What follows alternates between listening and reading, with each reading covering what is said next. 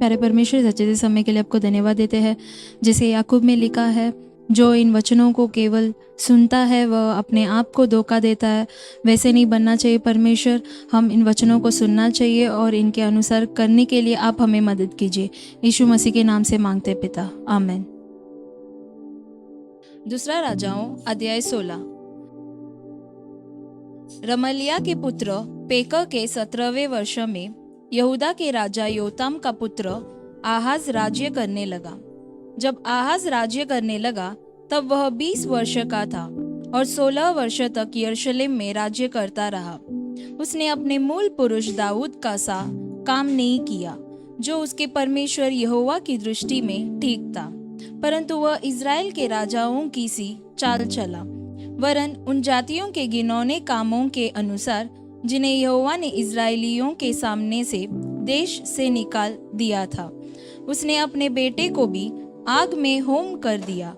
वह ऊंचे स्थानों पर और पहाड़ियों पर और सब हरे वृक्षों के नीचे बलि चढ़ाया और धूप जलाया करता था। तब अराम के राजा रसीन और रमल्याह के पुत्र इज़राइल के राजा पेकह ने लड़ने के लिए यरूशलेम पर चढ़ाई की और उन्होंने आहाज को घेर लिया, परंतु युद्ध करके उनसे कुछ बन न पड़ा। उस समय अराम के राजा रसीन ने एलत को अराम के वश में करके यहूदियों को वहां से निकाल दिया। तब अरामी लोग एलत को गए और आज के दिन तक वहां रहते हैं। अतः आहाज ने दूत भेजकर अशूर के राजा तिग्लत-पिलेसेर के पास कहला भेजा, मुझे अपना दास वरन बेटा जानकर चढ़ाई कर और मुझे अराम के राजा और इज़राइल के राजा के हाथ से बचा, जो मेरे विरुद्ध उठे हैं। आहाज ने यहोवा के भवन में और राजभवन के भंडारों में जितना सोना चांदी मिला उससे अशूर के राजा के पास भेंट करके भेज दिया। उसकी बात मानकर अशूर के राजा ने दमिश्क पर चढ़ाई की और उसे लेकर उसके लोगों को बंदी बनाकर कीर को ले गया और रसीन को मार डाला। तब राजा आहाज अशूर के राजा तिग्लत-पिलेसेर से भेंट करने के लिए दमिश्क को गया और वहां की वेदी देखकर उसकी सब बनावट के अनुसार उसका नक्शा उरिय्याह याजक के पास नमूने के रूप में भेज दिया।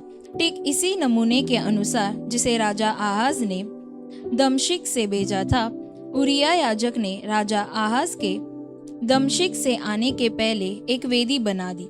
जब राजा दमिश्क से आया तब उसने उस वेदी को देखा और उसके निकट जाकर उस पर बलि चढ़ाए। उसी वेदी पर उसने अपना होम बलि और अन्न बलि जलाया और अर्घ दिया और मेल बलियों का लहू छिड़क दिया। और पीतल की जो वेदी यहोवा के सामने रहती थी उसको उसने भवन के सामने से अर्थात अपनी वेदी और यहोवा के भवन के बीच से हटाकर उस वेदी के उत्तर की ओर रख दिया। तब राजा आहाज ने उरिय्याह याजक को यह आज्ञा दी, बोर के होम बलि और सांझ के अन्न बलि, राजा के होम बलि और उसके अन्न बलि और सब साधारण लोगों के होम बलि और अर्घ बड़ी वेदी पर चढ़ाया कर और होम बलियों और मेल बलियों का सब लहू उस पर छिड़क। और पीतल की वेदी को मैं यहोवा से पूछने के लिए प्रयोग करूंगा। राजा आहाज की इस आज्ञा के अनुसार उरिय्याह याजक ने किया। फिर राजा आहाज ने कुर्सियों की पटरियों को काट डाला और हौदियों को उन पर से उतार दिया और बड़े हौद को उन पीतल के बैलों पर से जो उसके नीचे थे उतार कर पत्थरों के फर्श पर रख दिया। विश्राम के दिन के लिए जो छाया हुआ स्थान भवन में बना था और राजा के बाहरी प्रवेश द्वार को उसने अशूर के राजा के कारण यहोवा के भवन से अलग कर दिया। आहाज के और काम जो उसने किए वे क्या यहूदा के राजाओं के इतिहास की पुस्तक में नहीं लिखे हैं? अंत में आहाज अपने पुरखाओं के संग सो गया और उसे उसके पुरखाओं के बीच दाऊदपुर में मिट्टी दी गई और उसका पुत्र हिजकिय्याह उसके स्थान पर राज्य करने लगा। आमीन। योएल अध्याय 3। क्योंकि सुनो, जिन दिनों में और जिस समय में यहूदा और यरूशलेम वासियों को बंधुआई से लौटा ले आऊंगा, उस समय मैं सब जातियों को इकट्ठी करके यहोशापात की तराई में ले जाऊंगा और वहां उनके साथ अपनी प्रजा अर्थात अपने नीज बाग इज़राइल के विषय में, जिसे उन्होंने जाति जाति में तितर बितर करके मेरे देश को बांट लिया है, उनसे मुकदमा लड़ूंगा। उन्होंने तो मेरी प्रजा पर चिट्ठी डाली और एक लड़का वेश्या के बदले में दे दिया और एक लड़की बेचकर दाखमधु पिया है। हे सोर और सीदोन और पलिश्तीन के सब प्रदेशों, तुमको मुझसे क्या काम? क्या तुम मुझको बदला दोगे?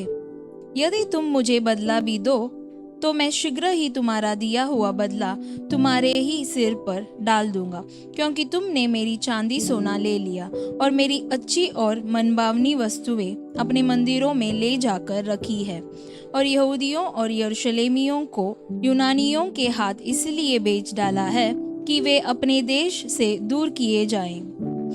इसलिए सुनो, मैं उनको उस स्थान से जहां के जाने वालों के हाथ तुमने उनको भेज दिया बुलाने पर हूँ, और तुम्हारा दिया हुआ बदला तुम्हारे ही सिर पर डाल दूंगा।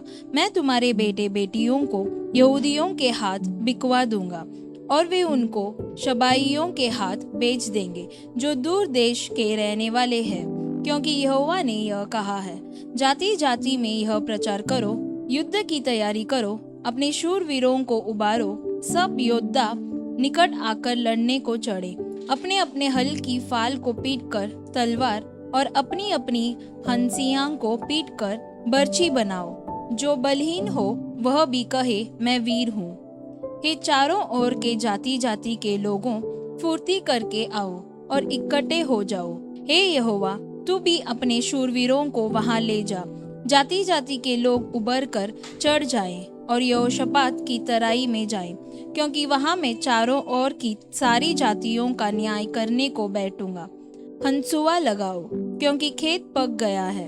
आओ दाख रौंदो, क्योंकि हौज भर गया है। रसकुंड उमड़ने लगे, क्योंकि उनकी बुराई बहुत बड़ी है। निबटारे की तराई में बीड़ की बीड़ है, क्योंकि निबटारे की तराई में यहोवा का दिन निकट है। सूर्य और चंद्रमा अपना अपना प्रकाश न देंगे और न तारे चमकेंगे। यहोवा सिय्योन से गरजेगा और यरूशलेम से बड़ा शब्द सुनाएगा, और आकाश और पृथ्वी तरतराएंगे। परंतु यहोवा अपनी प्रजा के लिए शरणस्थान और इज़राइलियों के लिए गढ़ ठहरेगा। इस प्रकार तुम जानोगे कि यहोवा जो अपने पवित्र पर्वत सिय्योन पर वास किए रहता है, वही हमारा परमेश्वर है। यरूशलेम पवित्र ठहरेगा और परदेशी उसमें होकर फिर न जाने पाएंगे। उस समय पहाड़ों से नया दाखमधु टपकने लगेगा और टीलों से दूध बहने लगेगा, और यहूदा देश के सब नाले जल से भर जाएंगे।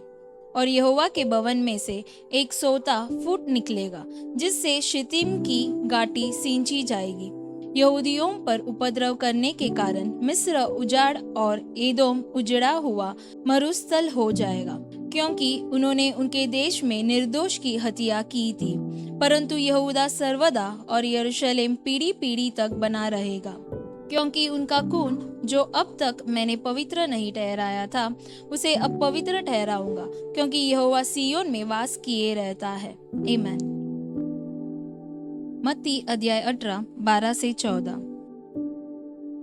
तुम क्या सोचते हो, यदि किसी मनुष्य की 100 भेड़ें हो और उनमें से एक भटक जाए, तो क्या वह 99 को छोड़कर और पहाड़ों पर जाकर उस भटकी हुई को न ढूंढेगा?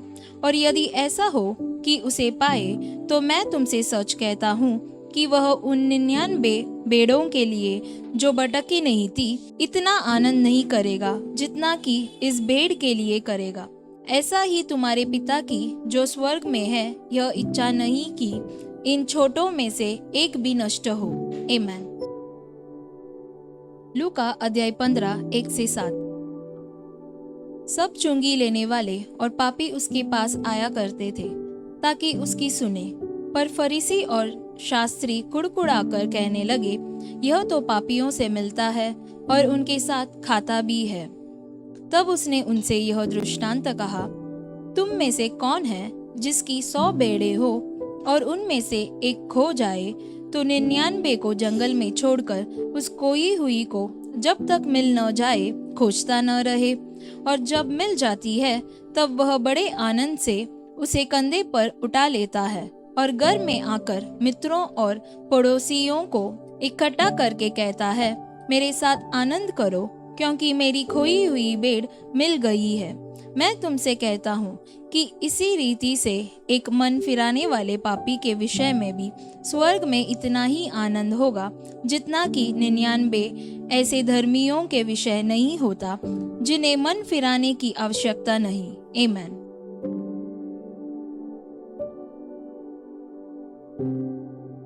प्यारे परमेश्वर, इस अच्छे से समय के लिए आपको धन्यवाद देते हैं। जैसे हम पढ़े थे परमेश्वर यहोवा का भय मानना, तब वह सारे शत्रुओं के हाथ से तुम्हें बचाएगा। उसी प्रकार परमेश्वर आपके भय मानकर आपके विधियों और आज्ञाओं पर चलने के लिए आप हमें मदद कीजिए और हमारे सारे शत्रुओं से बचाकर आप हमें हर एक दिन चलाइए और आपके आज्ञाओं, विधियों और व्यवस्थाओं में चौकस रहकर और उसे मानकर चलने के लिए आप हमें मदद कीजिए और आपके आगमन के लिए हमें आप तैयार कीजिए। यीशु मसीह के नाम से मांगते पिता, आमीन। God bless you.